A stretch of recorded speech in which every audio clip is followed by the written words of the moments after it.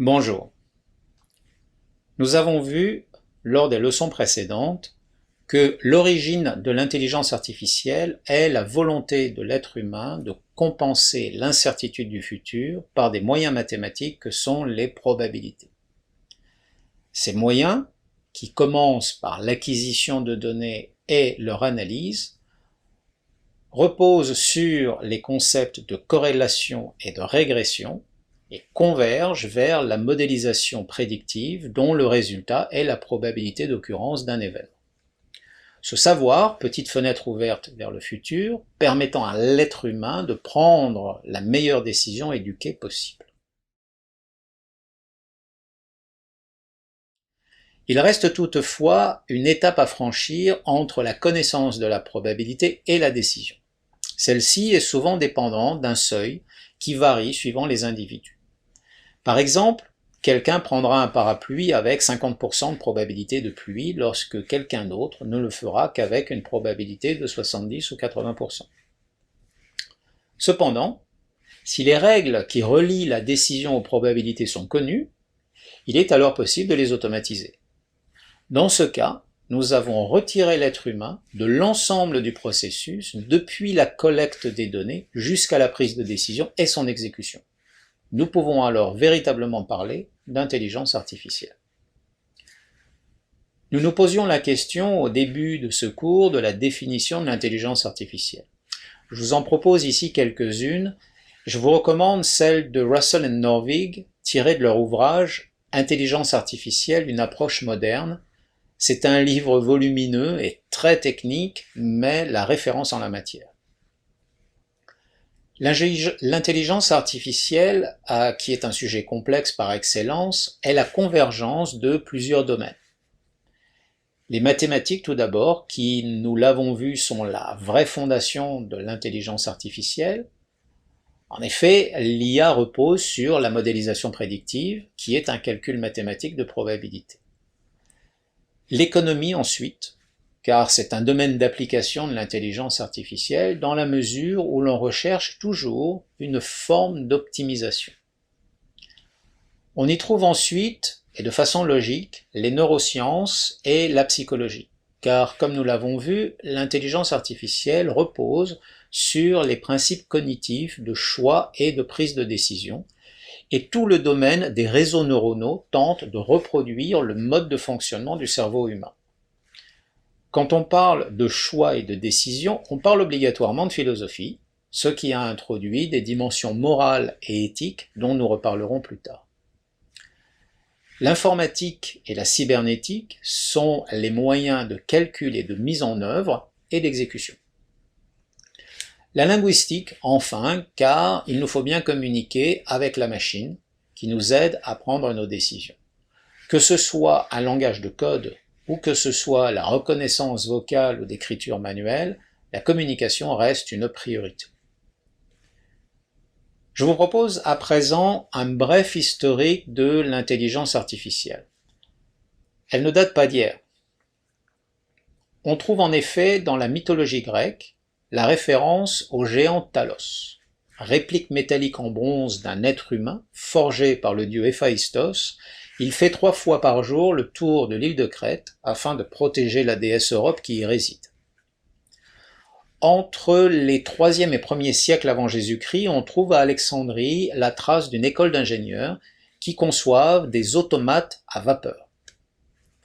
Le Moyen-Âge voit la création de plusieurs automates célèbres, dont un lion créé par Léonard de Vinci en 1515. En 1738, Jacques de Vaucanson crée un célèbre canard artificiel. Les recherches sur la formulation mathématique de la pensée et les principes fondamentaux du raisonnement aboutissent en 1854 à l'algèbre booléenne. En 1950, Alan Turing se demande si une machine peut penser et conçoit le test qui porte son nom. Dans les années 50, Isaac Asimov écrit une série de romans, Les robots, et partage sa vie d'un monde futur où les hommes et les robots cohabitent. Il édicte les 3 lois de la robotique que nous verrons plus tard à la fin de ce cours. En 1956, Arthur Samuel écrit le premier programme informatique capable de jouer aux dames et John McCarthy utilise pour la première fois le terme intelligence artificielle. Entre 1980 et les années 2000, malgré de nombreux progrès faits dans le domaine de l'apprentissage automatique, on observe un déclin d'intérêt pour les réseaux neuronaux. Cette période d'une vingtaine d'années est connue comme l'hiver de l'intelligence artificielle. Mais en 1997, Deep Blue bat Kasparov au jeu d'échecs. Il faut cependant attendre 2010 pour que les réseaux neuronaux imposent leur supériorité. En 2011, le programme Watson annihile l'être humain au jeu de Jeopardy. En 2015, AlphaGo bat le champion du monde de jeu de Go.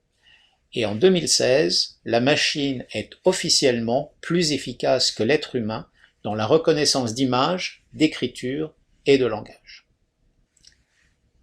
Pourquoi ces progrès si rapides dans les dernières décennies? Il faut en chercher l'origine d'abord dans les considérables progrès mathématiques effectués dans le domaine de l'apprentissage automatique. Puis, le partage des programmes et des données en source ouverte a permis une évolution fulgurante. À cela, il faut ajouter l'avancée technologique des objets connectés, l'Internet des objets, étant une source phénoménale de données à analyser. Et enfin, l'évolution technologique du monde de l'informatique, vulgarisée sous la dénomination de Big Data, a offert les capacités de stockage et les capacités de calcul nécessaires à cette évolution. On a défini deux niveaux d'intelligence artificielle. L'intelligence artificielle faible, qui agit et exécute comme un être humain. Celle-ci se concentre sur l'exécution quasi parfaite d'une tâche unique. C'est l'intelligence artificielle que nous connaissons aujourd'hui, celle qui joue aux échecs ou celle qui conduit une voiture. Et nous avons l'intelligence artificielle forte, celle qui pense comme un être humain. Celle-ci, pour le moment, est réservée au domaine de la science-fiction. Il n'y a aujourd'hui aucun signe qui permette de penser qu'elle existe un jour, tant est grande la complexité du cerveau humain. Toute cette théorie que nous venons de parcourir sur l'intelligence artificielle doit à un moment être mise en œuvre et exécutée. Cette mise en œuvre va se faire au travers d'agents intelligents. Un agent intelligent est une entité matérielle qui concentre toutes les fonctions de l'intelligence artificielle. Elle va enregistrer des données, les analyser, les soumettre à un modèle prédictif et, fort du savoir obtenu, prendre une décision et l'exécuter de manière autonome. Les agents intelligents sont définis à travers un modèle appelé PEAS pour performance, environnement, acteur et senseur. Nous en voyons ici un exemple qui est le petit aspirateur autonome Roomba. Dans le cas de Roomba, la performance est mesurée en termes de propreté et d'efficacité. La fonction mathématique de coût va tendre à optimiser le nettoyage pour une consommation d'énergie minimum. L'environnement de Roomba est l'ensemble des pièces où il va évoluer, avec leur mobilier, leur sol et leurs obstacles statiques ou mobiles. Les acteurs sont ses moyens d'action. Ce sont les roues, les brosses et l'aspirateur. Ces senseurs, qui sont ces moyens d'acquisition de données, sont multiples et sophistiqués. Il est doté de caméras, de détecteurs de poussière, de détecteurs de déclivité pour éviter de tomber dans les escaliers, de détecteurs d'aspérité pour les tapis et de senseurs infrarouges pour les murs. Roomba est un parfait exemple de tout ce que nous avons vu jusqu'à présent. La volonté d'assister l'être humain dans des tâches répétitives et complexes, avec la capacité de prendre des décisions et de les exécuter de manière autonome. Ce qu'il faut retenir, c'est que l'intelligence artificielle a une longue histoire. Elle est l'aboutissement de l'exécution d'une décision à la suite d'un calcul de probabilité. Elle est la convergence de plusieurs disciplines, principalement les mathématiques, l'informatique et la cybernétique. Elle est mise en œuvre au moyen d'agents intelligents. Voilà. Vous savez à présent ce qu'est l'intelligence artificielle, d'où elle vient et comment elle fonctionne. Lors du prochain cours, nous verrons plusieurs exemples de son application. À bientôt.